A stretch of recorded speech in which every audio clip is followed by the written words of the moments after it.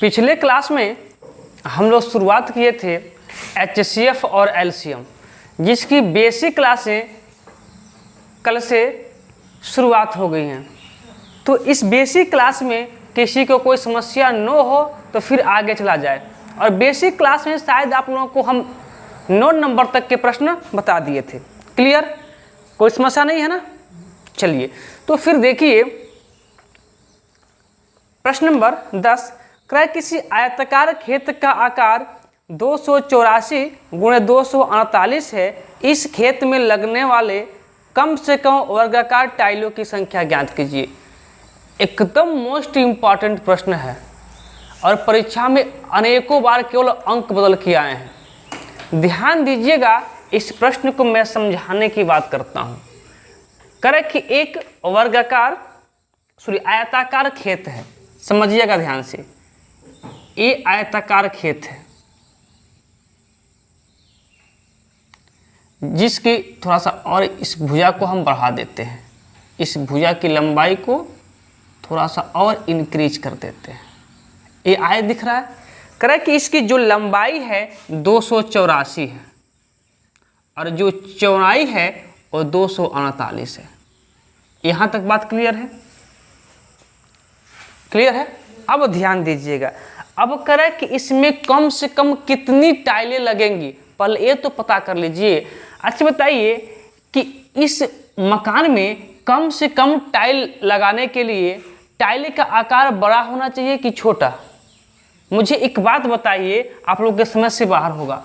हम करें कि इसमें कम से कम कितनी टाइलें लगा सकते हैं, तो इसी आकार का एक टाइल बैठा दीजिए, कम से कम एक टाइल, या फिर इसके आधा अगर 2 टाइल लगाना चाहते हैं तो देखिए इतना बड़ा 2 टाइल लग जाएगा तो ये मैदान पूरे टाइल से भर जाएगा। लेकिन मानिए कि हमको और लगाना है, टाइल का आकार जैसे ही छोटा करेंगे, देखिएगा टाइल का आकार, ये सब टाइल्स है, जैसे ही टाइल्स का आकार हम कर रहे हैं छोटा, टाइलों की संख्या क्या हो जा रही है? ज़्यादा हो जा रही है। टाइलों की संख्या ज़्यादा हो जा रही है। तो हमें कम से कम टाइल्स लगाने के लिए बड़ा से बड़ा टाइल्स का आकार लाना चाहिए। अब इस साइज का अगर टाइल्स हो तो 1 2 3 4 5 6 7 8 9 10 11 12 टाइल लगेगा ना। लेकिन यदि इसको हम कर देते हैं साफ, इतना बड़ा टाइल्स ले लेते हैं, अब कितना टाइल लगेगा? देखिए कितना टाइल्स लगा इसमें? केवल 6 ही टाइल्स लगा। क्या देखे आप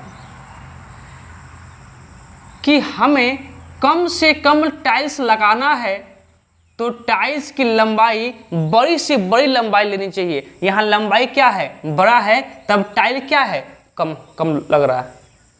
तो हमें कम से कम टाइल्स यदि लगाना है तो टाइल्स का आकार जो सबसे बड़ा टाइल्स होगा वहीं लाके यहाँ पे बैठा देना होगा। बात क्लियर है?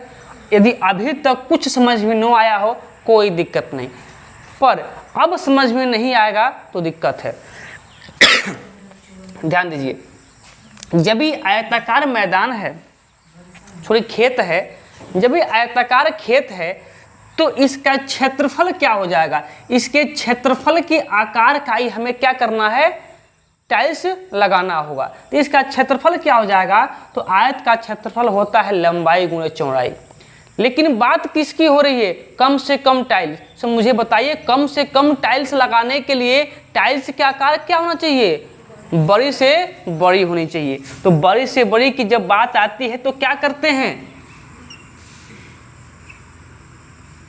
देखिए बड़ी से बड़ी बोला नहीं है, वो अपनी बातों को क्या किया? सीक्रेट रखा है। देख रहे हैं ना? तो अब इसका अंतर निकालिए, बोलिए अंतर कितने का आएगा? अंतर कितने का आएगा? 36 का। अंतर 36 का। अंतर किसका आएगा? 36 का। क्या 36 इसका एलसीएम हो सकता है? आप 36 से डिवाइड करके चेक करेंगे आप लोग। तो 36 से अब हमारे पास 2 तरीके हैं, या तो आप 36 से भाग दे के चेक कीजिए। हमने कल की क्लास में क्या बताया कि जितना अंतर है वही इसका एलसीएम हो सकता है, परंतु ये 36 से दोनों डिवाइड होने चाहिए। तो क्या ये 36 से दोनों डिवाइड है? तो इसके लिए दो तरीके हैं, या तो चेक कर लीजिए और नहीं तो विभाज्यता का नियम लगा दीजिए। 36 किससे किसके मिलके बना होगा, किसके किसके मल्टीप्लाई से बना होगा? तो आप कहेंगे 9 चौको 36, 9 चौको 36, यानी कि संख्या यदि 9 और 4 दोनों से विभाजित होगा तो 36 से क्या होगा? विभाजित होगा, होगा ना। तो 4 से तो दोनों विभाजित है, क्योंकि इकाई व दहाई से बनी संख्या 4 से क्या है? विभाजित है, इसलिए 4 से विभाजित है। लेकिन 9 से भी चेक करना है, 9 से भी तो होना चाहिए। और 9 से विभाज्यता का नियम होता है कि यदि किसी संख्या की अंकों का योग 9 से विभाज्य है तो संख्या 9 से विभाज्य होगी। तो देखिए 8 4 12 और 12 2 14, 9 से विभाज्य है? नहीं है। जब 9 से विभाज्य नहीं है तो 36 से भी विभाज्य नहीं होगी। तो फिर क्या करेंगे? इसको और तोड़ेंगे। किस में तोड़ सकते हैं? 9 में और 4 में। अब 4 से पहले 9 को चेक करेंगे, तो अभी हमने देखा कि 9 से तो यही विभाज्य नहीं है, तो 9 इसका एलसीएम नहीं हो सकता। पर देखिए 4 क्या है? 4 से दोनों विभाज्य है, तो इसका एलसीएम क्या हो जाएगा? 4। क्या हो जाएगा? 4। क्या हुआ? इसका एलसीएम, हाँ सॉरी, HCF, माफ कीजिएगा, HCF क्या हो जाएगा? 4। अर्थात मेरे कहने का मतलब है कि उस वर्गाकार टाइल की जो भुजा है वो कितना होना चाहिए? 4 मीटर में दिया है, मीटर सेंटीमीटर की बात नहीं हुआ। जो भी अगर मीटर में दिया होगा तो मीटर में, और सेंटीमीटर में दिया होगा तो सेंटीमीटर में। तो हम मीटर में ही मान लेते हैं। तो इसके वर्ग की प्रत्येक भुजा कितनी हो जाएगी? 4 मीटर। अब बताइए, अब इसका क्षेत्रफल कितना है? लिख देते हैं यहाँ पे, या डायरेक्ट कर लेते हैं। देखिए आयताकार खेत का क्षेत्रफल क्या होता है? लंबाई गुणे चौड़ाई। क्या होता है? क्योंकि इसके क्षेत्रफल पर ही हमें टाइल्स को बिछाना है। इसका क्षेत्रफल क्या हो जाएगा? लंबाई गुणे चौड़ाई, और बटा में एक टाइल का क्षेत्रफल। एक टाइल का क्षेत्रफल 4 नहीं है, ये तो भुजा 4 है। ये क्या है? भुजा 4 है। तो और टाइल्स कैसा है? वर्गाकार है। टाइल्स कैसा है? वर्गाकार है। तो वर्गाकार टाइल्स की एक भुजा 4 है, तो वर्गाकार टाइल्स का क्षेत्रफल क्या हो जाएगा? आपको पता है वर्ग का क्षेत्रफल होता है भुजा स्क्वायर, अर्थात भुजा गुणे भुजा। तो 4 का स्क्वायर क्या हो जाएगा? 4 गुणे 4। 16 भी लिख सकते हैं, पर 4 गुणे 4 लिखे ताकि थोड़ा सा आसानी हो जाएगा। ये कहाँ से है पता है आपको ना, कि वर्ग का क्षेत्रफल। टाइल्स कैसी हैं? वर्गाकार हैं। तो फिर भुजा स्क्वायर यानी कि भुजा गुणे भुजा। अब इसको हल कीजिए। देखिए 4 से हल करेंगे कितनी बन जाएगा? 7 चौको 28 और 4 एकम 4। फिर इसको काट देते हैं 4 से, 4 छक्के 24 और फिर 4 दूना 8। इसको मल्टीप्लाई कर लेते हैं, कितना आएगा? आइए मल्टीप्लाई करके देख लेते हैं। 62 71, ये तो ऐसे ही 62 आ गया। 7 दूना 14 के 4 कैरी 1, 7 छक्के 42, 42 1 43, यानी कि 2 और 6 4 10 के 0 कैरी 1, यहाँ पे 4 है, यहाँ पे 4, 44 02, यानी कि 44 02 यही आपकी क्या हो जाएगी? वर्गाकार टाइलों की संख्या हो जाएगी। इतनी टाइल्स आएंगे तो इस आयताकार क्षेत्र में हम पूरी तरीके से बैठा सकते हैं। ये प्रश्न बहुत अच्छे प्रश्न हैं, एकदम इम्पॉर्टेंट प्रश्न था, एकदम ध्यान से इसको पढ़ेंगे। अगला प्रश्न, प्रश्न नंबर 11, 3 खेतों का क्षेत्रफल 396, 408, 444 सेमी स्क्वायर है। खेत में न्यूनतम समान आयताकार गड्ढे खोदे गए तो प्रत्येक आयताकार गड्ढे का क्षेत्रफल क्या होगा? सेम प्रश्न है, बस थोड़ा सा अंतर है। अंतर क्या है कि उसमें भुजा दिया था, पर इसमें क्या दिया है? क्षेत्रफल दिया है। तो जब भुजा देगा तो भुजा में उसका आंसर आएगा, और जब क्षेत्रफल में देगा तो क्षेत्रफल में आएगा। तो क्या क्या दिया है, 396, 408 लिख लेते हैं। 396, 408 और एक और माप दिया है कितना, 444। अब कह रहा है खेत में न्यूनतम समान आकार के आयताकार गड्ढे खोदे गए हैं। अब बताइए, एक खेत है, इसमें छोटे छोटे गड्ढा आप खोदेंगे तो ज़्यादा गड्ढा खोद सकते हैं कि कम। लॉजिक यहीं पे समझ लीजिएगा। जैसे मान लीजिए कि ये आपका खेत है, ये आपका खेत है और आप इसमें पेड़ लगाना चाहते हैं और आपको छोटा छोटा गड्ढा खोदना है। तो जब छोटा गड्ढा खोदेंगे तो गड्ढा क्या होगा, आप ज़्यादा खोद पाएंगे, और जब इसी खेत में आपको बड़ा बड़ा गड्ढा खोदना होगा तो क्या कर पाएंगे, कम खोद पाएंगे। मान लीजिए कि यही आपको इतना बड़ा बड़ा गड्ढा खोदना हो तो देखिए कितना कम गड्ढा हो रहा है, देख पा रहे हैं। लेकिन वही छोटा छोटा गड्ढा खोदना हो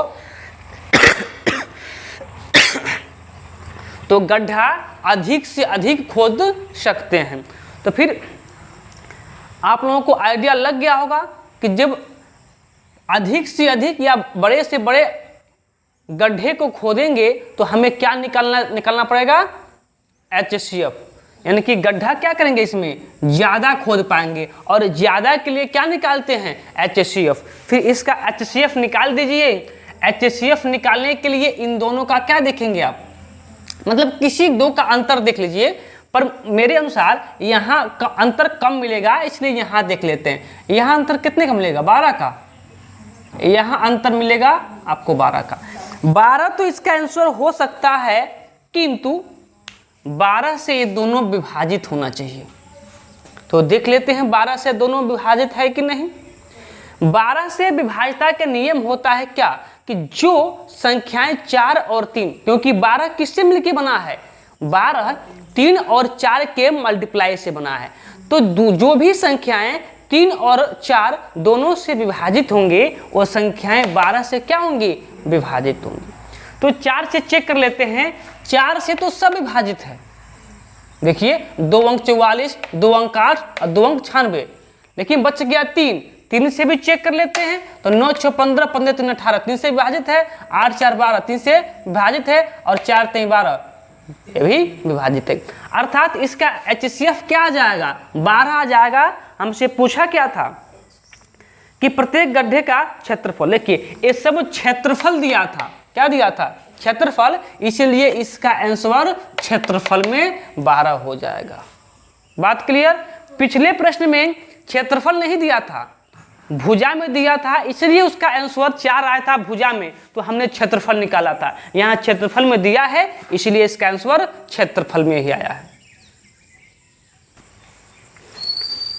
प्रश्न नंबर 12 देखिए, करें कि विद्यार्थियों की अधिकतम संख्या ज्ञात कीजिए जिसमें 101 पेन और 190 पेंसिल इस प्रकार बांटे जाएं कि प्रत्येक को मिले पेंसिलों की संख्या बराबर हो एवं प्रत्येक के मिले पेंसिलों की संख्या बराबर हो। ध्यान दीजिएगा, पीछे जो भी प्रश्न थे आप लोगों को बताए थे कि जहां बड़े से बड़े की बात हो वहां क्या कीजिएगा, HCF निकाल दीजिएगा। बड़े से बड़े की बात होगी तो क्या निकालेंगे, HCF। और एक बात और याद रखिएगा, जहां बराबर और समान की बात हो, जहां बराबर और समान की बात होगा वहां भी आप निकाल देंगे HCF। तो करा कि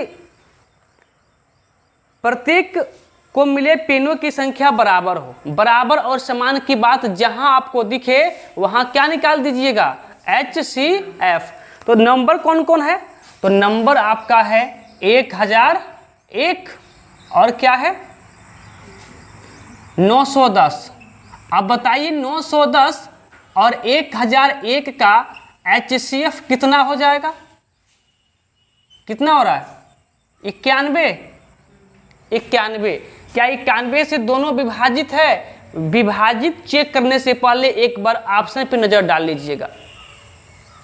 ऑप्शन जैसा कि मैं देख पा रहा हूँ 91 910 और 1001 911, तो अंतर से ज्यादा कभी HCF नहीं हो सकता है। जितना इसका अंतर आया है इससे ज़्यादा कभी HCF नहीं हो सकता है, इसलिए यही आपका 91 HCF हो जाएगा और दिए गए प्रश्न के अनुसार यही 91 आपका आंसर हो जाएगा। बात क्लियर? तो चलिए अगले प्रश्न की ओर। नमस्ते सर। देखिएगा, शायद इसको क्वेश्चन में हम 190 बोल दिए हैं पर 910 है, थोड़ा सा मुझसे पढ़ने में मिस्टेक हो गया है। चलिए अगले प्रश्न की ओर चलते हैं।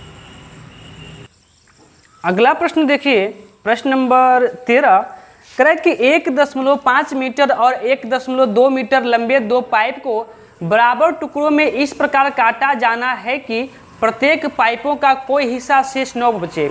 दोनों पाइपों में से समान आकार के काटे जाने वाले इन टुकड़ों की अधिकतम लंबाई क्या होगा। अभी हमने क्या बताया कि जब समान और बराबर की बात आती है तो आप आंख मूंद के कुछ मत कीजिएगा, HCF निकाल दीजिएगा। तो यहाँ भी किसकी बात आ गई है कि दोनों पाइपों में से समान आकार के काटे जाने वाले, किस आकार के? समान या बराबर, बात एक ही है। जैसे ही समान और बराबर दिखा आप क्या निकाल देंगे? HCF। किसका किसका? तो दिया है 1.5 और फिर क्या दिया है आपका 1.2। अब इसका HCF कैसे निकलेगा? तो कुछ समय के लिए आप दशमलव को भूल जाइए। मान लीजिए कि 15-12 है, आप 15-12 का HCF निकालिए, क्या होगा? तो आप कहेंगे कि दोनों का अंतर निकाल दीजिए, वही इसका HCF हो जाएगा। तो अंतर कितना होगा? 3। तो 3 ही इसका HCF होगा, किंतु 3 से दोनों विभाजित होने चाहिए। क्या 3 से दोनों विभाजित है? तो आप कहेंगे हाँ विभाजित है, लेकिन यहाँ पे तो 1 अंक के बाद दशमलव है, यहाँ पर भी 1 अंक के बाद दशमलव है, तो यहाँ पर भी 1 अंक के बाद दशमलव हो जाएगी, अर्थात 0.3 मीटर यही आपकी प्रत्येक टुकड़ों की लंबाई हो जाएगी। ऑप्शन नंबर सी आपका सही हो जाएगा। क्लियर ना?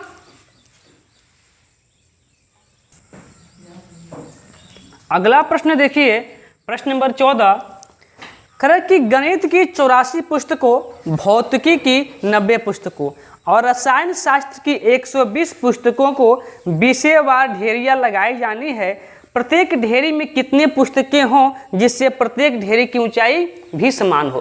कह रहा है कि 84 पुस्तकें किसकी हैं? गणित की हैं, और 90 पुस्तकें भौतिकी की हैं, और रसायन शास्त्र की कितनी है? 120 पुस्तकें। कह रहा है कि इस पुस्तकों को एक अलमारी में ढेरी लगाना है, मतलब क्या है? सजाना है।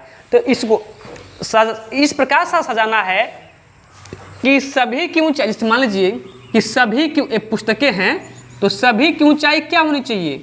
समान होनी चाहिए। सभी की ऊंचाई, तीनों पुस्तकों की ऊंचाई क्या होनी चाहिए? समान। और जब समान की बात आ गई तो क्या निकाल देंगे आप? HCF। किसका किसका? तो जो आपको दिया है 84 और फिर 90 और फिर 120। HCF निकालने के लिए आप क्या देखेंगे? अंतर, नंबर का अंतर। दो न्यूनतम संख्याओं का अंतर, यहाँ देखिए 84 से 90 हुआ है, 6 का अंतर है।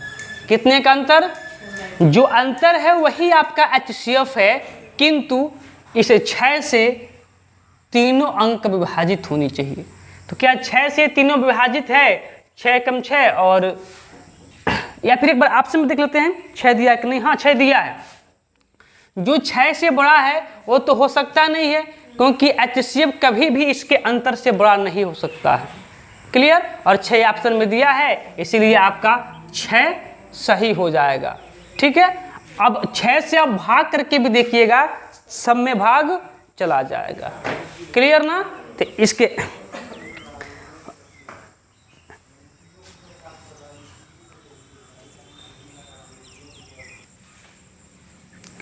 अगला प्रश्न देखिएगा, एक थोड़ा सा कंसेप्ट अलग है, ध्यान से सुनिएगा। करे एक व्यक्ति के पास 10, 15 वह 20 मीटर लंबाई की 3 छड़ें हैं। यह 3 छड़ों में से बराबर लंबाई के टुकड़े काटना चाहता है तो वह अधिकतम किस लंबाई की छड़ का प्रयोग करे जिससे कि किसी भी छड़ से कोई टुकड़ा बेकार ना हो, और ऐसा करने पर समान लंबाई के कितने टुकड़े प्राप्त होंगे। बात क्या हो रही है? समान लंबाई के। जब बात समान लंबाई की होती है तो क्या निकालते हैं? HCF निकालिए। 10 15 व 20, 10 15 व 20। HCF निकालने के लिए हम क्या देखेंगे? अंतर। किसी दो का 10 और 15 के बीच का अंतर कितना? 5। थोड़ा सा नीचे लिखते हैं क्योंकि ऊपर अभी हमें कुछ काम करना है। यहाँ तक, यहाँ से यहाँ तक इन दोनों का अंतर कितना? 5। यानी कि 5 क्या है? इसका HCF है। HCF का मतलब है कि दिखाता है कि उसे 5-5 मीटर की लंबाई का छड़ काटना चाहिए। कितना मीटर लंबाई की छड़ें काटना चाहिए? 5-5 मीटर की लंबाई की छड़ें काटना चाहिए। यानी कि प्रत्येक छड़ की लंबाई कितना होगी? 5 मीटर। बात क्लियर है ना? अब देखिएगा, यहाँ तक बात क्लियर है ना? तो बस कुछ नहीं, ध्यान से देखिएगा कि एक छड़ 10 मीटर लंबा है ना? तो 5-5 मीटर की कितने छड़ काट सकते हैं हम लोग? आप कहेंगे 2, हाँ या ना? एक छड़ 15 मीटर लंबा है तो 5-5 मीटर की कितने छड़ें काट सकते हैं हम लोग? 3। क्या कोई छड़ बेकार हो रहा है? नहीं बेकार हो रहा है। यही प्रश्न में कर रहा था कि कोई भी अंश क्या हो? बेकार न हो। एक छड़ 20 मीटर लंबा है और हमें 5 मीटर की छड़ काटना है, तो 20 मीटर लंबे छड़ में से 5-5 मीटर की कितने छड़ें काट सकते हैं? 4 छड़ें काट सकते हैं। तो प्रत्येक छड़ की लंबाई कितनी हो गई? 5 मीटर। और ऐसे कितने छड़ें काट सकते हैं? तो 4 3 7 7 2 9 छड़ें काट सकते हैं। यानी कि 5-5 मीटर की लंबाई की 9 छड़ें हम लोग काट सकते हैं। बोलिए, बात क्लियर है? बात क्लियर? तो चलिए अगले प्रश्न की ओर। अगला प्रश्न देखिए, प्रश्न नंबर 16। कह कि 105 बकरियां, 140 गधे तथा 175 गायों को एक नदी के पार ले जाना है। मात्र एक ही बड़ी नाव के उपलब्ध होने के कारण इस कार्य को संपन्न करने हेतु नाविक शर्त रखता है कि प्रत्येक फेरे में एक ही प्रकार के तथा गिनती में समान पशु को ले जाएगा। प्रत्येक बार ले जाए गए पशुओं की संख्या तथा कुल फेरों की संख्या क्या होगी? ध्यान दीजिए, क्या पूछा है कि गिनती में समान पशु को लेके जाएगा। जहां बात आपको दिख गया समान, आप क्या निकाल देंगे? HCF। वो कहना चाहता है कि यदि हम एक बार बकरी को लेके गए तो केवल बकरी को लेके जाएंगे, अन्य किसी पशु को नहीं लेके जाएंगे। एक बार हम गधे को लेके गए तो केवल गधे को लेके जाएंगे, बकरी या फिर गाय को नहीं लेके जाएंगे। और जब गाय को लेके जाएंगे तो अन्य 2 किसी भी पशुओं को नहीं लेके जाएंगे, और लेके जाएंगे भी ना तो बराबर लेके जाएंगे। मान के चलिए कि एक बार बकरी लेके गए, अगर बकरी के लिए 4 फेरा लगवाना है तो प्रत्येक बार में ना बराबर बकरी लेके जाएंगे। ये नहीं कि एक बार 30 बकरी लेके गए, एक बार 25 बकरी लेके गए और एक बार 40 बकरी लेके गए, ऐसे नहीं। अगर एक बार में यदि हम 30 बकरी लेके जाते हैं तो प्रत्येक बार में 30 ही बकरी को लेके जाना है। यदि प्रत्येक बार में अगर हम 20 गधे को लेके जाते हैं तो प्रत्येक बार में 20-20 गधे को ही लेके जाना है। जितना गधा एक फेरे में जाएगा उतना ही में प्रत्येक फेरे में भी जाएगा। लेकिन कंडीशन ये भी दिया है, गिनती में समान हो और वही हो। ये नहीं कि एक बार अगर लास्ट में 2 बकरी बच गए तो 2 बकरी को और 3 गधे को लाद लें और ले जाकर पहुंचा दें, ऐसा बिल्कुल नहीं है। ठीक है, तो देखिए प्रश्न को समझते हैं। प्रश्न का लैंग्वेज थोड़ा सा बड़ा था बट प्रश्न बहुत आसान है। कितनी बकरियां हैं? तो आप कहेंगे 105 बकरियां हैं। कितने गधे हैं, तो आप कहेंगे 140 गधे हैं। ठीक है। कितनी गायें हैं, तो आप कहेंगे 175 गायें हैं कि नहीं है? हाँ। समान की बात होती है तो क्या निकाल देंगे आप? HCF। क्या? HCF। HCF कितना होगा? 35। थोड़ा सा नीचे लिखते हैं, ऊपर अभी हमको काम करना है। अंतर कितना? 35। आप देख लीजिएगा कि 35 से दोनों विभाज्य होंगे, तीनों संख्या विभाज्य होंगे, तो 35 किससे मिलके बना होगा? तो आप कहेंगे 7 × 35। जो 35 से 7 और 5 के मल्टीप्लाई से मिलके बना होगा ना। चलिए, तो जो भी संख्या है 7 और 5 यदि दोनों से डिवाइड होंगे तो संख्या 35 से डिवाइड होगी। 5 से तो सब डिवाइड है, क्योंकि 5 से विभाज्यता का नियम होता है कि जिसके इकाई के स्थान पर 0 और 5 वो संख्या 5 से विभाजित होगी। बच गई 7, तो 7 से देख लेते हैं, तो 15 × 7 = 105, 7 × 14 = 20, और यहाँ 7 × 14 और 7 × 5 = 35, 7 से भी डिवाइड है। तो 5 और 7 दोनों से डिवाइड है, इसलिए सभी संख्याएं 35 से भी डिवाइड होंगी। तो एलसीएम इसका क्या आ गया? 35। एक बात इसे निष्कर्ष क्या निकल के आ रहा है कि जो नाविक है एक बार में मात्र 35 पशु को लेके जाएगा। कितने पशु को? 35 पशु को। मान के चलिए कि उसके पास 105 बकरियां हैं और एक खेप में, एक फेरे में वो 35 बकरी को लेके जाएगा, तो बकरी के लिए उसे कितना चक्कर लगाना पड़ेगा? 3 चक्कर लगाना पड़ेगा ना। एक बार में वो 35 पशु को लेके जाएगा और 140 गधे को पार लगाना है, और एक खेप में केवल 35 गधे को लेके जाएगा, तो 140 गधे को लेके जाना में 35 × 70, 70 × 140, यानी कि 4 फेरे उसको लगाने पड़ेंगे। एक बार में 35 गाय को लेके जाएगा, तो 175 गाय को ले जाने के लिए उसे कितने बार में? 5 फेरे लगाने पड़ेंगे। तो एक बार में कितने पशु को लेके जाएगा? 35 पशु को लेके जाएगा, तो उसे टोटल कितने फेरे लगाने होंगे? तो 5 × 4 = 9 और 9 × 3 = 12। एक बार में 35 फेरे लगाएगा, एक बार में 35 पशु को लेके जाएगा और प्रत्येक 12 फेरे जब लगाएगा तो उसका काम कंप्लीट हो जाएगा। बोलिए, बात क्लियर? मुझे नहीं लगता है कि किसी को कोई समस्या हुआ होगा, नहीं ना? तो चलिए आज के क्लास को यहीं पे रोक देते हैं। यदि किसी को कोई समस्या हुआ होगा तो जरूर हमें बताएंगे, उनके समस्या का समाधान प्रयास किया जाएगा कि हो जाए। तो चलिए अगला क्लास अगले पैटर्न पे है, तो अगला क्लास अगले दिन से शुरुआत करते हैं। तो चलिए फिर मिलते हैं अगले दिन अगले प्रश्न के साथ।